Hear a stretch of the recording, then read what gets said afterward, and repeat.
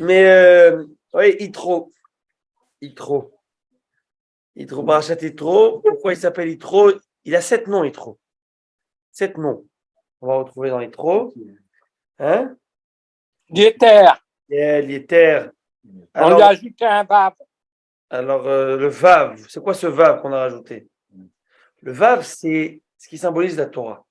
On avait expliqué que les Luchot étaient de une ama sur une ama, une coudée sur une coudée, une coudée, c'est 6 tfachim.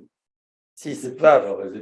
Non, non, c'est pas de la. Chaque loar. Alors, et ils étaient le Vav, c'est, ils vont nous dire, c'est ça correspond au symbolisateur. On l'avait déjà vu à l'époque, ça, avec Ephron. Ephron. Ephron, on lui a écrit avec un Vav, après on lui a enlevé le Vav. Ephron, celui qui a vendu le terrain, Abraham Avinu lui a dit, je te l'offre le terrain. Tu veux Marata Marpella où tu vas enterrer ta femme, je te l'offre. Un qui est passé à la caisse, il lui a chargé 400 pièces d'argent. Donc il voulait payer. Oui, bien sûr qu'il voulait payer, mais Khamim disent les Rechaïm, ils disent peu, ils disent beaucoup, ils font peu. Ça dit qu'ils disent peu, ils font beaucoup. On voit Abraham Avinu, il a dit aux Malachim, aux Bédouins qui sont venus, il leur dit, c'est prendre un petit quelque chose, un petit apéritif, franchement. Ils ont passé une semaine là-bas. Et ils ont passé, mais quoi l'apéritif là-bas de folie, 10 étoiles. C'est Fron, il leur a dit, viens chez moi. C'est comme, vous savez, des fois, tu appelles des gens, des connaissances, tu te dis, je te fais un prix d'amis, tu te méfies de ce prix d'amis. Ce prix d'amis, des fois, il coûte très cher, que ce soit ou en service ou en... Moi, le prix, je paye, Shalom Israël. En tout cas. Alors, dans Yitro, donc c'est ça, Éther Vav. On a rajouté ce Vav aussi, ce Vav qui représente la Torah. Et on avait expliqué qu'il y avait, bon, on va pas tout redétailler ce qu'on avait dit dans Parashat Sarah à ce sujet, mais parce que le Vav, ça s'écrit Vav. Comment on écrit Vav? Vav. Deux Vav. Ou Vav avec Vav, Aleph, Vav. Vav, Yud, Vav. Alors, Vav, Yud, Vav, c'est 22. Vav, Yud, Vav, c'est 12 plus 10. C'est les 22 lettres de l'alphabet juif hébraïque qui compose toute la Torah Kula. N'est-ce pas? C'est ça l'idée. Avec le mélange de Yud. Du Yud. Alors, il dit quelque chose ici, le Kliyakar, quelque chose de joli. Ramène Rav Shlomo Amar. Parce que la Torah dit comme ça, Vaishma Yitro, Kohen Midian, Hotel Moshe. Yitro, qui était Kohen Midian, le prêtre de Midian, je te dirais aujourd'hui, comment il s'appelle aujourd'hui? Benoît XVI. Ouais. Il s'appelle Benoît XVI. Le pape. C'est pas un, Il a démissionné. Ah, François Ier, vous l'avez. Moi, j'ai perdu les. Benoît, ah. Il a démissionné celui-là. T'imagines? Ils ont dit que c'est du gros n'importe quoi, c'est ce qu'il a fait Yitro. Il a démissionné. Cohen Midian, il faut comprendre que c'est Midian. C'est pas un petit patelin là. Il dit, c'est tout le clergé, gars, je m'en vais moi. Je vais convertir au judaïsme. Oten Moshe, c'est le beau-père de Moshe. Et il a écouté par la chair à ça, Elohim les Moshe. Tenez le micro, s'il vous plaît, monsieur. Les Moshe ou l'Israël Amo. Tout ce que Hachem il a fait à Moïse et à son peuple Israël, qui est aussi Hachem Mitzrayim et Mitzrayim. Que Dieu a fait sortir Israël et Mitzrayim. Qu'est-ce qu'il avait entendu? Rachid dit Mashmo Hashama Uba. Qu'est-ce qu'il a entendu qu'il a fait venir et se convertir au judaïsme, après venir physiquement pour aller rencontrer son gendre et le peuple. Et Chacham disent qu'il a écouté Kiryat Yamsouf ou Milchemet Amalek. Kiryat Yamsouf ou Milchemet Amalek. C'est quoi Kiryat Yamsouf ou Milchemet Amalek? La ouverture de la mer Rouge et la guerre avec Amalek. D'autres Chachamim, d'autres avis qui donnent Rachid dans le bassin, mais c'est il a entendu le don de la Torah. Alors c'est mahloket, est-ce que l'histoire de Yitro s'est passée avant le don de la Torah ou après le don de la Torah? Habituellement, ce qu'on dit, c'est que c'était avant le don de la Torah. Donc il a fait vraiment. Et il est venu, voilà, pas. Et la question, elle est que Chachamim demande, quoi, Yitro, c'est le seul qui a entendu tout ça. Shamu Amim, Irgazun, Ilahaz, Yoshe Pelachet. On le dit dans le Azeshir Moshe. Shamu Amim Irgazoun. Les peuples ont entendu Irgazoun. Ils ont été. Ils ont chopé la chatte. Ils tremblaient. Ils tremblaient. Ils étaient pris d'effroi. Et je ne raconte pas de salade. 40 ans plus tard, Rahav Azona, cette femme Rahav, aubergiste, lorsqu'elle rencontre les deux explorateurs envoyés par Yoshua, qui étaient Pinchas et Kalev, elle arrive à la maison et dit Namas levavenu, notre cœur a fondu, on tremble encore.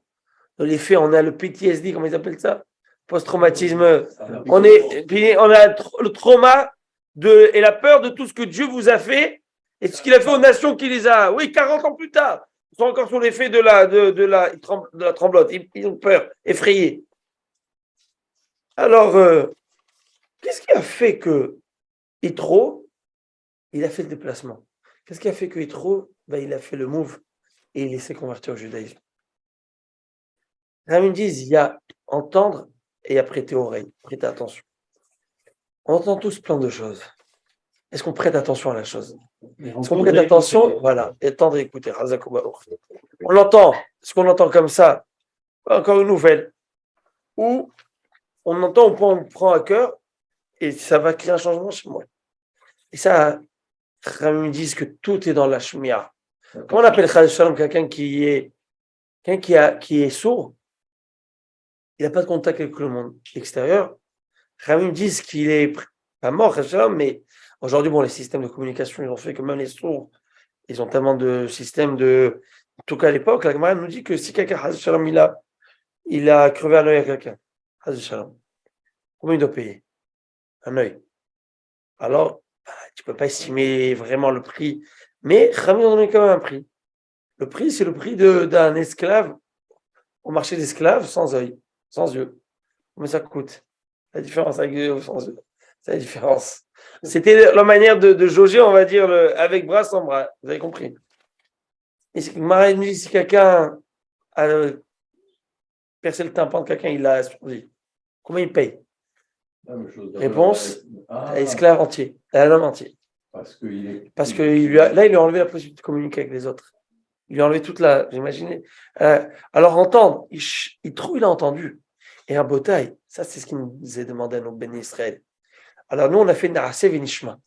Hachem, nous, on va faire. Après, on va écouter Bira ce que vient nous dire. Mais nous, en tant que bénis Israël, on doit avoir cette shmia, cette oreille attentive à tout ce qui est autour de nous. Pourquoi on a fait ça? Pourquoi on a eu ça? Qu'est-ce que Hachem veut que j'apprenne de ça? Souvenez-vous que le Hafetz Chaim, il avait une fois. Vous savez, c'est que le Hafetz Chaim, oui? Celui qui a écrit le Mishnah Bora, celui qui a écrit le Shmirat HaLashon, celui qui a écrit des dizaines de livres, ok? Havat Resed, etc. Il dit, une fois, il y a un touriste, pas un touriste, un visiteur, quelqu'un qui est venu d'Australie ou je ne sais où, très loin, contrée très lointaine, il est venu rendre visite à Rajin. Rajin, c'est une petite ville à Vilna, en Europe de l'Est, Tuani.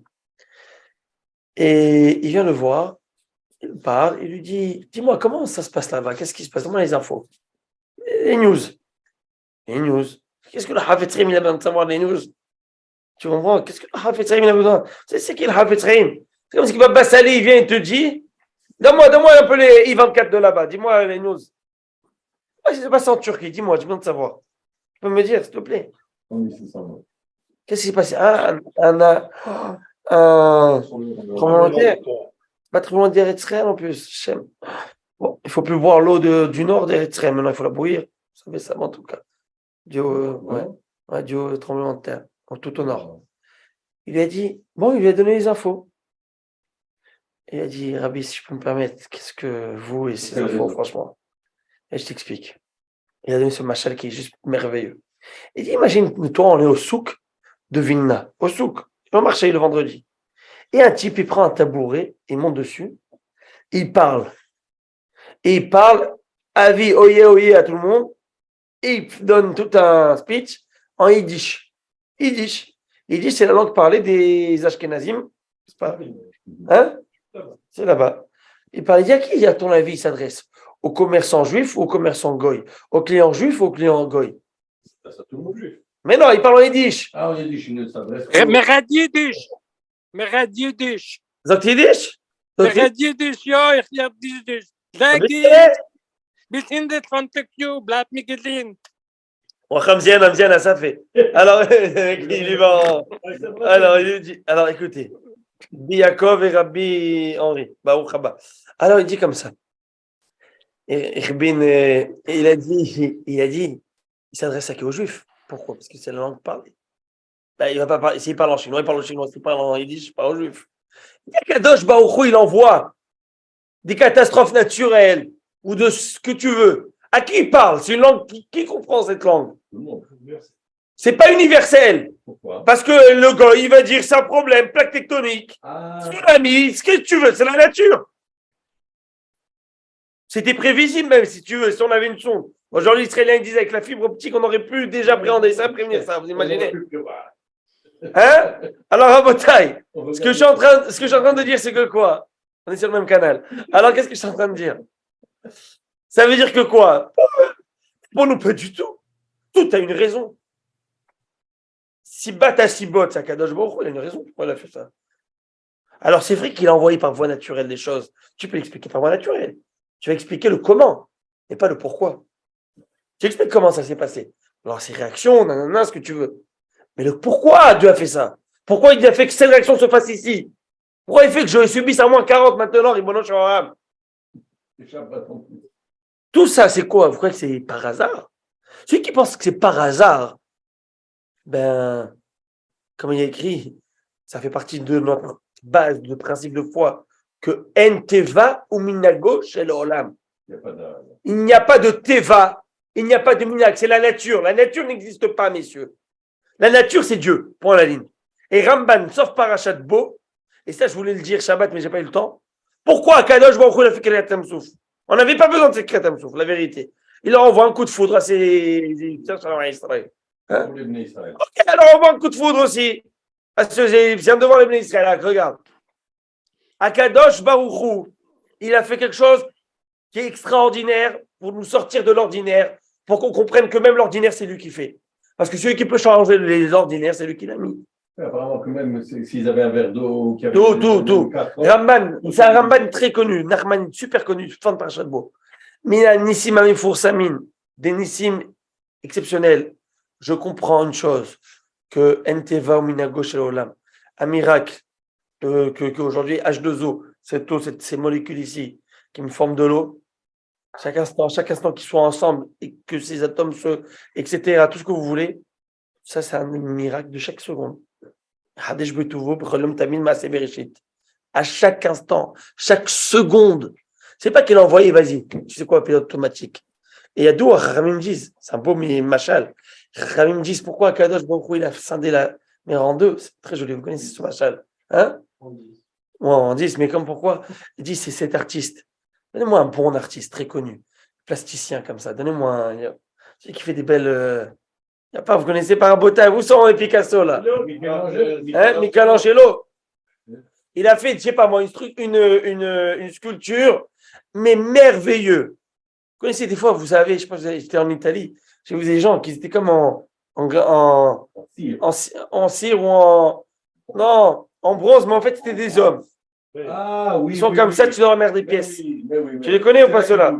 Et des fois, tu pars, tu les captes, tu catches même pas que c'est des hommes. Vous avez déjà vu ça, monsieur Gratier? Oui. Et il bouge. Et là, wow, tu dis, mais bon, c'est quoi cela? Akadosh Baruch Hu. Alors, il y avait un monsieur, un artiste, mais un top. Il a créé une monture, un cheval, une beauté.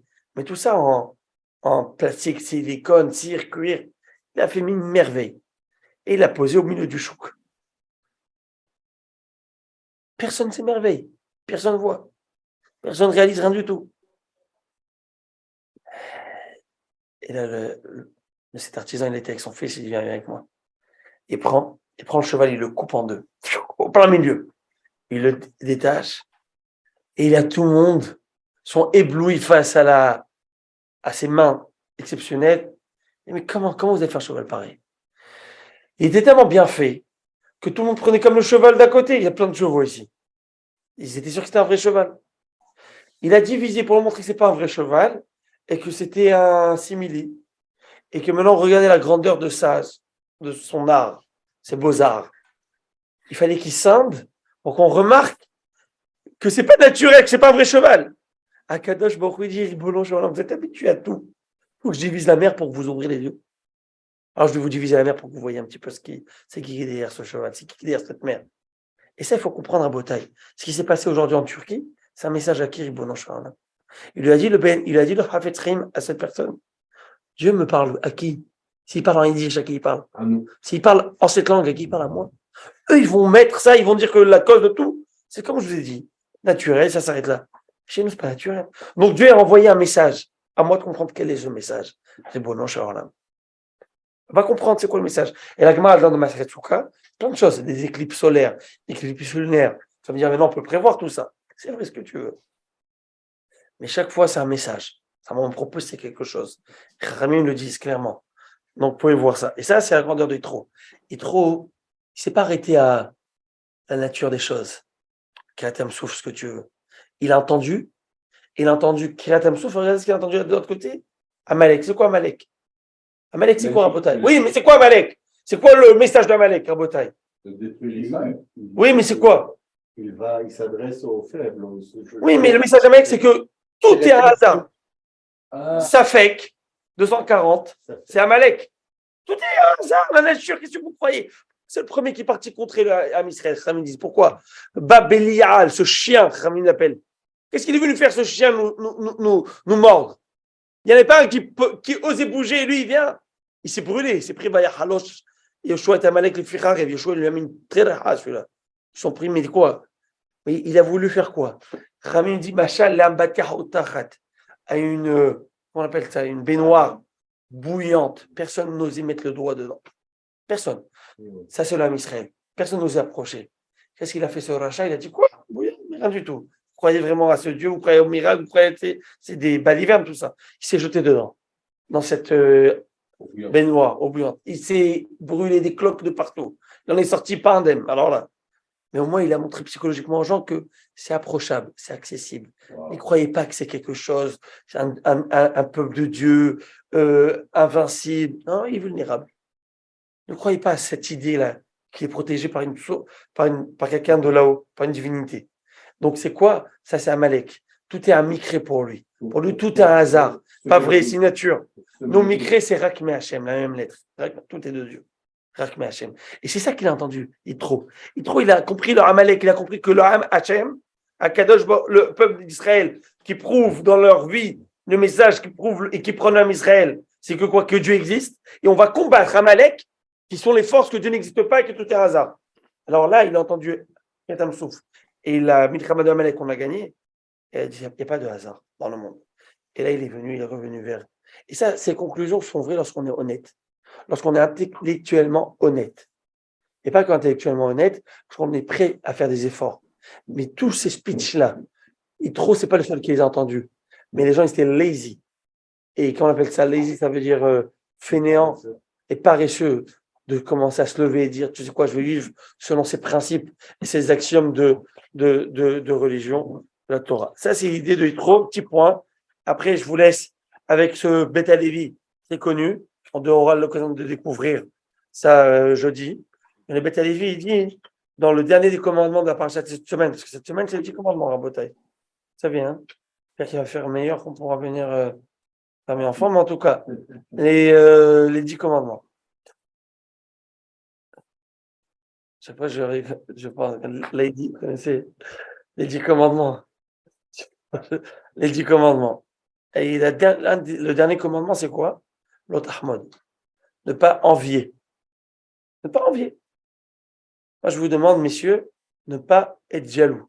Dieu vous demande de ne pas être jaloux. Ni de la femme de ton voisin, de ton ami. Ne pas convoiter. Convoiter. L'otahmod, c'est ne pas convoiter la femme de ton ami, la maison de ton ami, les biens les animaux de ton ami, et tout ce que ton ami a et possède. Tout ce qui est là, tu ne peux pas convoiter. Et même d'avoir envie, tu n'as pas le droit. L'otitavé, l'otahmod, les deux averot. Il demande, tout le monde demande. Franchement, tu peux me demander de ne pas être jaloux. Comment tu vas me demander? Tu crois que je quoi ici? Tu crois que je suis une machine? Je suis un robot, j'ai un cœur, moi. Le cœur, c'est un. Pas vrai, c'est bête. Ouais, mais par hasard. Ah oui, qu'est-ce que tu disais? Je disais la différence entre être jaloux et avoir la même chose que quelqu'un, il y a une différence. Alors, c'est quoi? En fait, jaloux, c'est lui, je veux ce qu'il a et lui, il ne le mérite pas. Razak!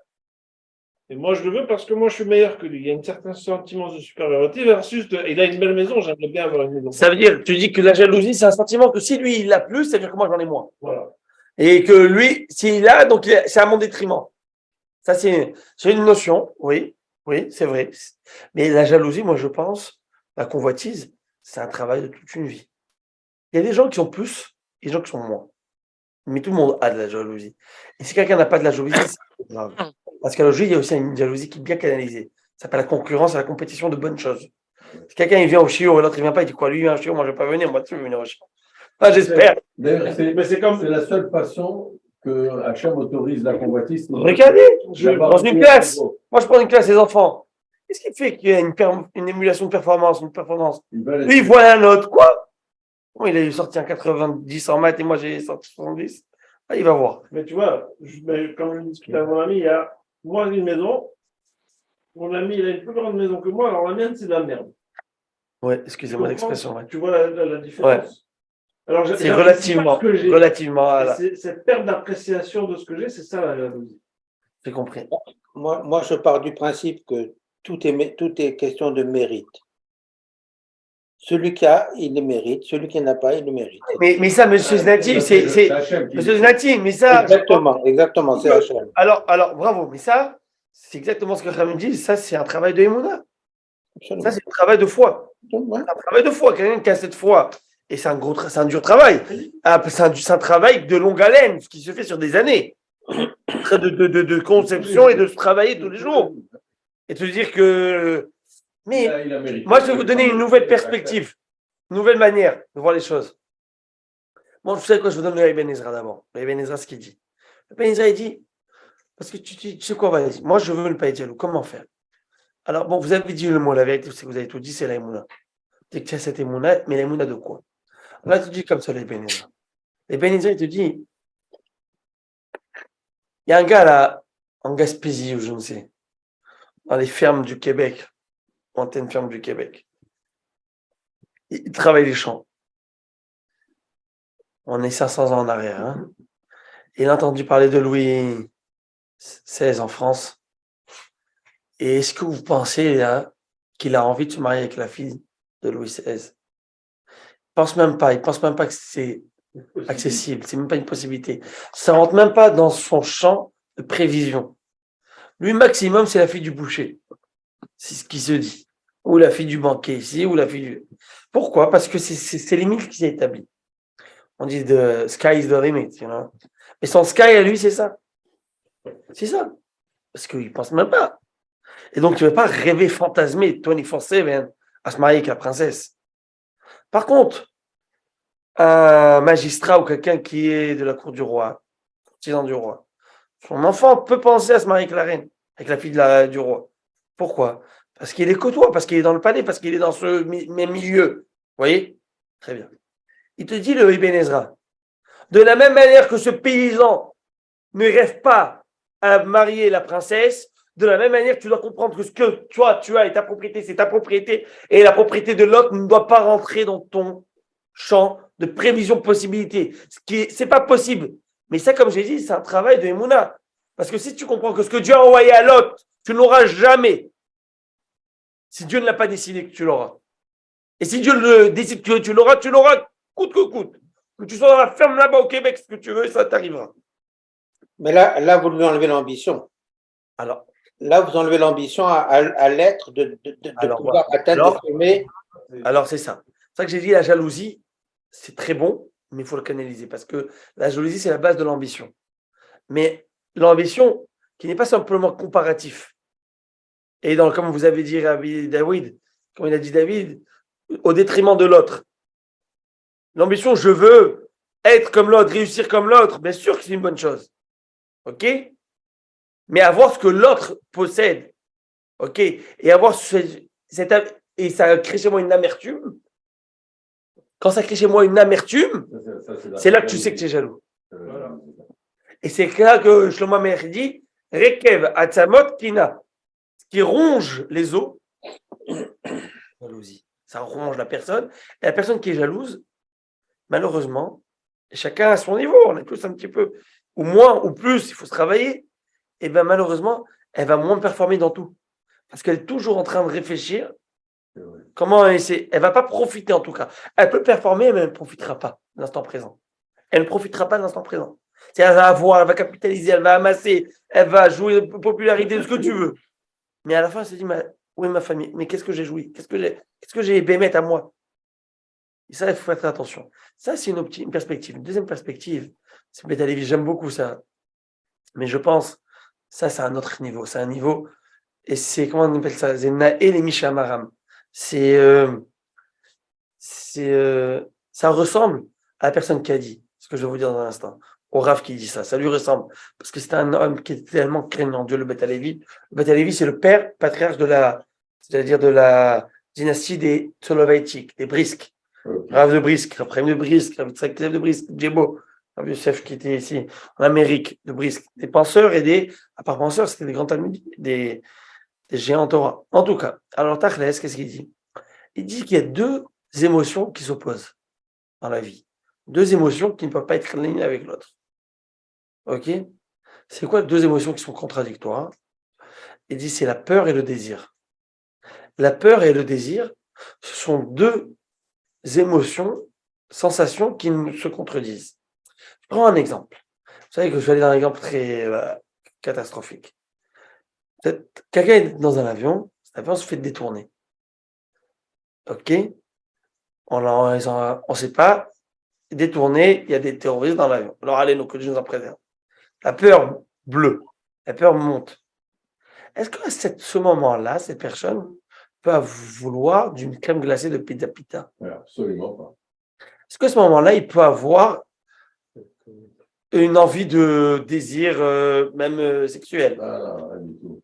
Il a un revolver dessus de sa tempe. Il pense qu'à sauver sa vie. La seule chose qu'il a, c'est ce qui est écrit chez lui, c'est la survie. Et chez lui, c'est cet instinct de survie, c'est la seule chose.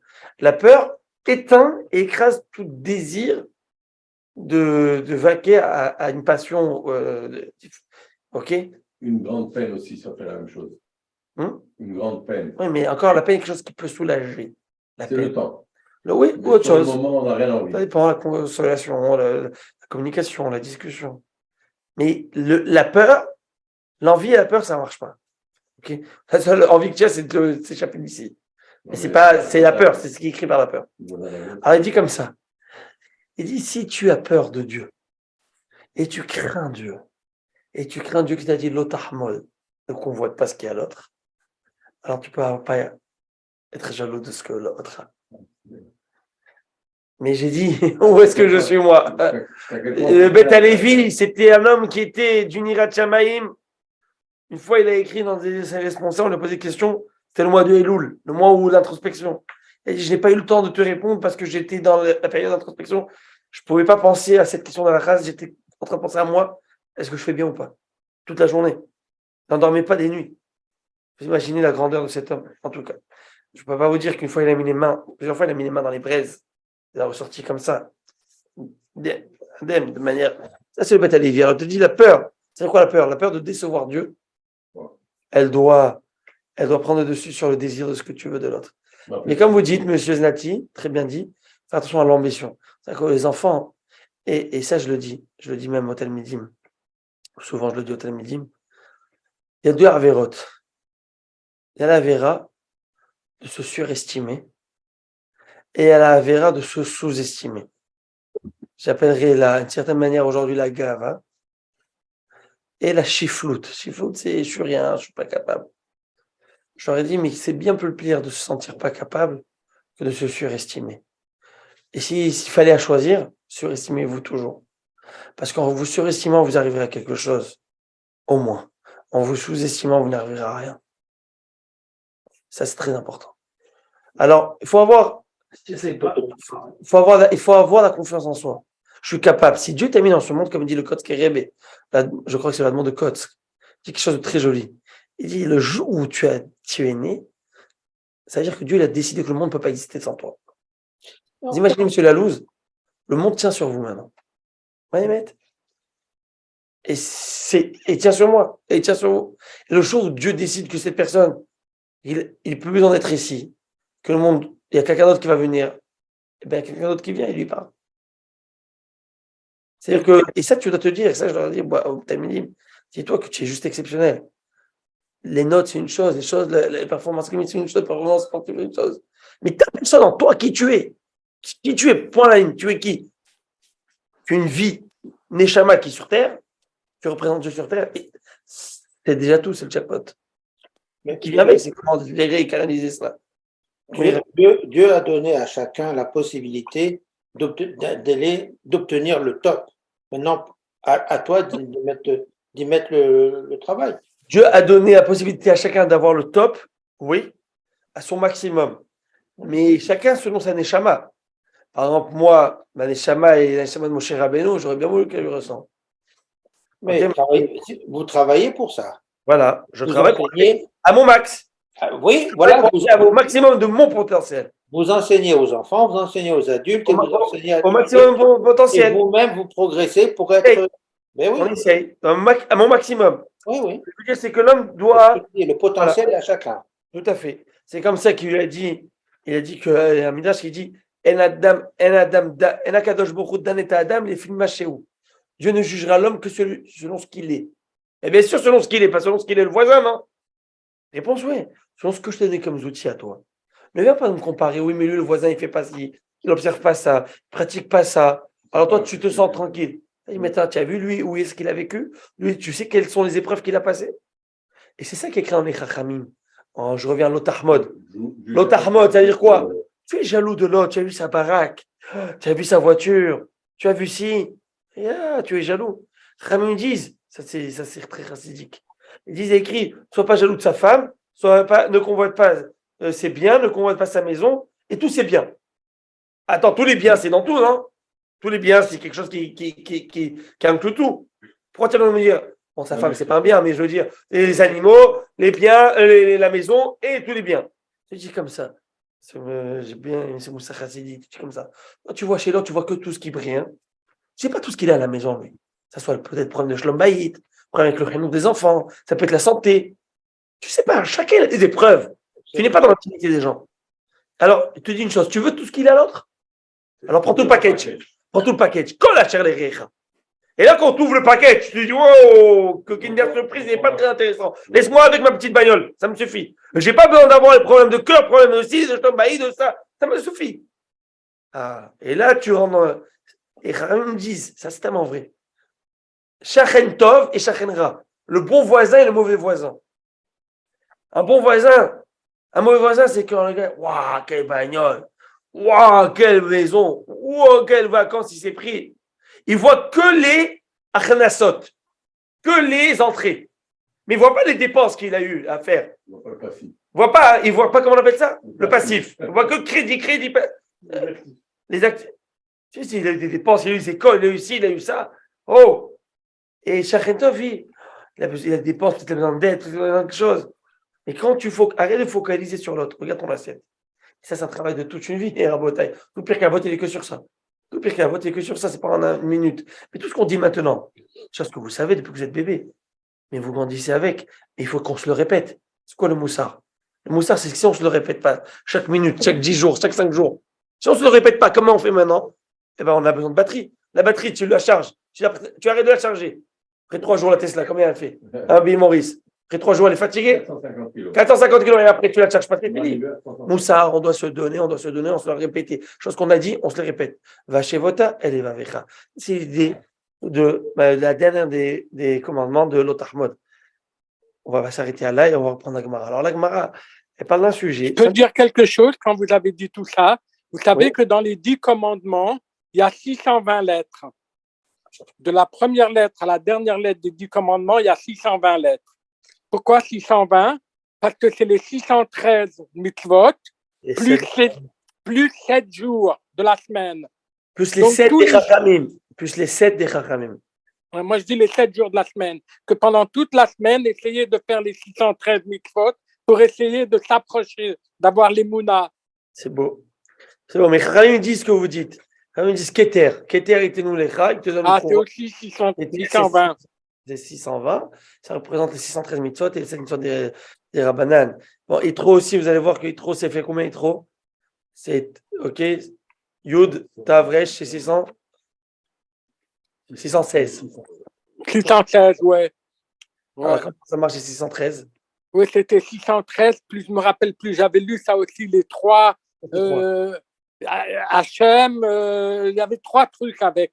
Ok, les trois trucs. Entre les trois trucs. Ça m'est sorti. Ok, bon, Rabotai, n'oubliez pas qu'on était dans Toubishvat hier soir, aujourd'hui. Il avait été Ziana, monsieur Znati nous a donné une liqueur au etrog ici. C'est délicieux. Et on sentait, on dirait que je mangeais le etrog. Mais je savais sans l'amertume, c'était très bon. En tout cas, pourquoi on parle de ça? Parce que maintenant, on va voir des halachot intéressantes. Ouvrez si vous voulez la page, derrière vous des Gemarot. Dafnoun Amoudbet. La Gemara dit comme ça. Je vous lis. On a parlé de bisous Yochanin. On a parlé de la manière comment il faut se comporter avec les aliments. Vous vous souvenez de ça? Oui. Alors, celui qui veut le Gemara, je vous en donne, sinon vous me faites confiance. Vous me faites confiance? Je vous lis les mots. Allez-y, allez-y. Oui. Tano Rabanan, page 50, folio B. Nos sages nous ont enseigné dans une béraïta. C'est quoi une béraïta? Il y a un système. Non, voilà, c'est ça. Mettez et vous tirez. Mettez, vous tirez avec. C'est pas vraiment, mais vous utilisez comme un levier. Attendez un instant. Tirez. Voilà, Hazak. Ben oui. Hazak. Alors, mais la Bretagne nous apprend une chose. Même Shechin Yain, Betinorot, Hatan Lifnekala. Qu'est-ce que ça veut dire? On peut faire couler du vin à travers des tuyaux devant un jeune marié et une jeune mariée. On voulait faire des activités de l'amusement. Hatan Kala. Je faisais des jets d'eau, mais des jets de vin. Je prenais comme des tuyaux, comme ça, ils venaient comme ça, tuyaux, avec quelqu'un a attrapé un bol, on faisait couler du vin, ça faisait couler du vin, comme une fontaine de vin, et ça coulait, et c'était donc c'était un présage, comme pour dire que le bonheur coule de manière éternelle et à flot dans ce couple. C'est du vin, pourquoi du vin, Rabota? Le vin, ça rappelle quoi? Oui, mais bien sûr, mais la vigne, c'est quoi la vigne? Eshtecha, kegefen, poria. C'est un pasouk. Ta femme, comme ta femme, sera comme une vigne qui est poria, qui se prolifère, qui donne des fruits, qui donne ses fruits. Pourquoi pour qu'il prospère, bravo. Pourquoi pas le bananier? Pourquoi pas le citronnier? C'est bon un citron, non? Une femme comme un citron, ça veut dire quoi? Ils sont bons. Quel acide. Comme un piment. Comment on dit un piment? Comment on dit piment? Comment on dit un arbre de piment? Un pimentier. Un pimentier? Pifla. Hein? Pifla. Pifla. C'est une plante. C'est un plan. Ça pose, hein? Comme les fraises. Non. Comme les fraises. Ok, le pouce, le plant des piments, ok. Non, je parle de piment, je parle le poivre, par exemple. Poivrier. Bon, en tout cas, pourquoi? Eh bien, Khamim nous disent, il y a un arbre, il y a deux arbres en fait, et je parlerai de celui-là. Cet arbre, il n'accepte pas de greffe, d'hybride. L'étrog, entre autres. L'arbre, non, bien sûr, il y a. L'étrog, bien sûr, on peut le greffer, c'est un gros problème d'Alakha. Non, mais on ne peut pas mettre autre chose qu'une variété avec l'étrog pour sortir quelque chose. On peut. Ah oui. On peut. C'est pour ça qu'un des problèmes à l'Afrique du etrog, c'est pour pas que ça soit un etrog mourkave, hybride. C'est pour ça que les etrogs du Maroc, on sait, ne sont pas hybrides. C'est ceux qui sont pas. On est presque sûr à 100%. C'est ça que les Hatim prennent le marocain. Mais le etrog, c'est un gros problème, la mourkave, l'hybride. En tout cas, les agrumes, tu prends une agrume, citron et les trucs, ça te donne un cédra, je sais pas quoi. Mais en tout cas, alors, l'arbre qui n'accepte pas de greffe, c'est la vigne. Toi, tu as vu des raisins, toi, avec une tête de banane? Ça n'existe pas. Pas de hybride. Ça veut dire que ta femme, elle soit loyale à toi. Il n'y ait pas de greffe sur elle ou qui que ce soit avec elle. C'est ça l'idée. Et après, parce qu'il continue, j'avance. Banecha qui jetait les étimes. Tes enfants, comme les étimes. C'est quoi les étimes? L'olivier. Les oliviers. L'olivier. Tes enfants soient fidèles à la Torah et à toi, au chemin et aux valeurs que tu leur as données. Pas ceux qui dit comme ça, Ishtecha kegefen poria, Panecha kishte les itim al shulchanecha, et tes enfants soient comme des racines, comme des plants d'olivier autour de ta table. Toujours fidèle aux valeurs que tu leur as données. Ça, c'est la bracha qu'on peut savoir. Alors bon, on avance. Alors pourquoi je parle de ça? Même Shichim, Yain, alors, oui, des fois, il a dit, il y a un message qui dit, prends le vin parce que des fois, elle te saoule. Hein? Non, c'est pas vrai. C'est pas vrai, hein, je m'amuse. Non, c'est vrai. Non, c'est vrai. Non, des fois, c'est lui qui te saoule. C'est vrai. Il a dit, c'est une blague israélienne. Hatan Kala, israélien, jeune israélien, ils vont au kotel après le mariage. Ils vont au kotel prier. C'est très émouvant. Ils vont au kotel en habit de Khatan et de Kala. Tu les vois partir comme ça. Moi, j'en ai vu plein, mes frères. C'est très émouvant. Elle dit, pourquoi tu l'amènes là-bas? Elle dit, pour l'habituer à parler au mur. À un mur. En tout cas, ce n'est pas des belles blagues. On avance. Ce n'est pas de bon goût, mais ce n'est pas grave. Alors maintenant, on avance. Alors, pourquoi on parle de ça? On a le droit de faire ça. Ça veut dire que, étant donné que le vin, il n'est pas détérioré, il passe d'un tuyau à un autre et il va dans un bol. Alors, on a le droit de le faire comme présage au Hatan et Kala. Il n'y a pas de gaspillage. Il n'y a pas de gaspillage. Et on peut leur lancer devant eux des grains torréfiés de noix. Des grains torréfiés et des noix en été. On leur jetait des noix. Des noix comme les bonbons. Aujourd'hui, les bonbons, c'est des noix. En été. En été, pourquoi? Parce que le parterre, il est sec. Mais pas en hiver. En hiver, les gens ils viennent avec leurs bottes, la boue et tout. Tu vas faire tomber, personne ne va vouloir manger une noix qui est tombée dans une. Même avec la coquille, c'est pas bon. Personne ne va prendre. Mais on n'a pas le droit de lancer des petits pains. À l'époque, ils lançaient des petits pains. Je ne sais pas. Ni en été, ni en hiver. Parce que c'est pas sale, c'est sale. La brioche, elle tombe par terre, c'est sale. Par contre, les noix, tant que c'est encore avec sa petite coquille, ouvrez, cassez, mangez, oui. Alors, mais ça, oui, on n'était pas en hiver. En hiver, c'est tellement dégoûtant. C'est pas joli, c'est bisous, on ne le fait pas. Amar Ravuda, nouveau thème, et ça, c'est un thème à l'Afrique, on va rentrer dans les détails. Ravuda nous a dit Shachach virnis ochalin et torpiv belo bracha. Vous l'avez, Rabbi, monsieur Daniel? Quelqu'un qui a fait rentrer à manger, ça vous arrive, ça m'est arrivé. Bien sûr que ça arrive. Tu as oublié, tu as mis la nourriture, tu as mis un morceau de melon sans beracha. Des fois même, on ne se rappelle pas si on a fait ou pas. Bon, mais non, shachach vichnis. Ça veut dire, lui, Tu es là. Tu es conscient maintenant que tu as oublié. Qu'est-ce que tu fais? Alors il te dit, et vous savez qu'on n'a pas le droit, ça c'est, on l'a pris au 6e chapitre, on doit faire une beracha. Quelqu'un qui ne fait pas de beracha, c'est comme un voleur. Tu demandes merci à Dieu, tu dis remercie Dieu, et après tu lui dis merci. Avant et après. Réponse, qu'est-ce qu'il dit Ravuda? Mais ça, le kanetza d'Echad Mouvarer. Qu'il met de côté le bonbon, qu'il met de côté le melon. Du goût, alors. Il fait la bracha. Baruch Atam. Hein? Alors, on y arrive tout de suite. Tanya Hada. Bol'an. Il y a une braïta. On va voir 3 variantes. 3 variantes qui se contredisent. 3 Mishnah qui se contredisent à ce sujet. Et il dit Bol'an. Bah, tu sais quoi? Chez Akol Darbokol. Le gars, il a mis, allez, termine et avale ce que tu as en bouche. L'autre, il va dire, Taneidach Poltan. Tu l'enlèves, tu fais la bracha, tu le remets.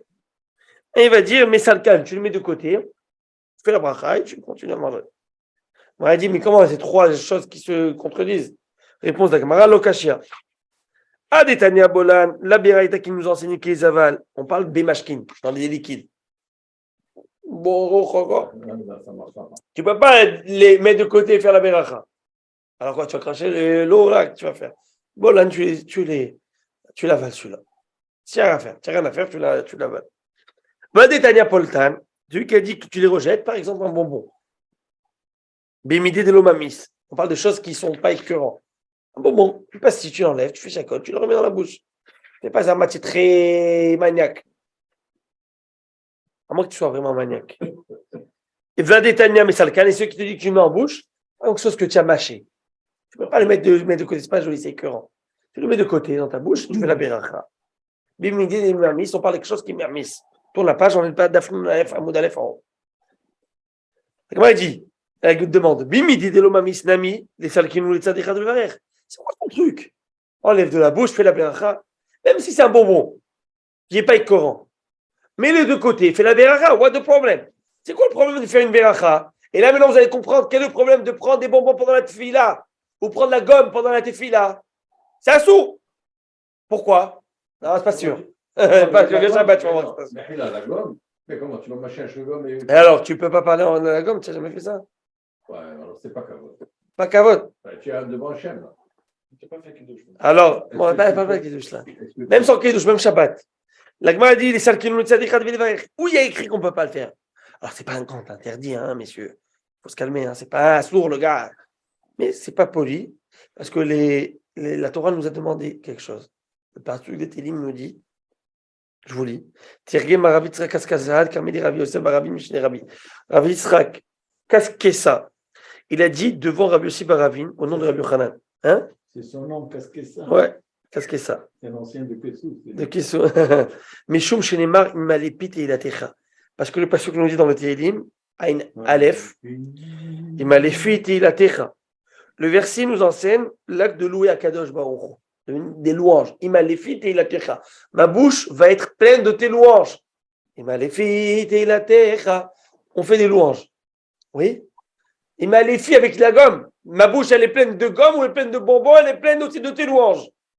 Tu fais une salade. Ma bouche, elle doit être pleine de tes louanges. Donc, si tu mets de côté, c'est pas ta bouche qui est avec des louanges, il y a autre chose. Alors, tu vas me dire oui. Alors, c'est pour ça que je vous dis, c'est pas une obligation totale. Pourquoi? Parce que c'est bien écrit, si c'est quelque chose qui est écœurant, tu les mets de côté, tu fais la bracha. Donc tu vois que la bracha qui louange à Dieu, lorsque tu n'as pas le choix, tu l'as fait avec le bonbon dans la bouche, ou la chose qui est mâchée dans la bouche. Vous voyez? Donc c'est d'apprendre comment le faire de manière a priori. Maintenant, si tu ne peux pas, tu le fais de cette manière. Très bien. Alors messieurs, je vais avancer encore 2-3 lignes. Après, on va voir le Shulchan Aruch, comment il tranche. C'est très intéressant. Ok? On avance. Ba'ou miné me Rav Hizda. On a posé une question à Rav Hizda. Mishachal veshata veloberer. Tu as mangé, tu as bu, et tu n'as pas fait la beracha. Tu as mangé, tu as bu. Tu as pris ton sandwich, tu as fini, tu as bu. Qu'en est-il de reprendre et de faire la beracha maintenant? Alors, selon une explication de la Gemara, le Gaon-Leviné, etc., on va voir plus tard, c'est que le gars, il lui reste encore de quoi manger. Il a encore de quoi manger. Il lui reste un petit morceau. Dis-toi, il est à la fin du repas, t'imagines, il a presque tout mangé, il reste quelque chose.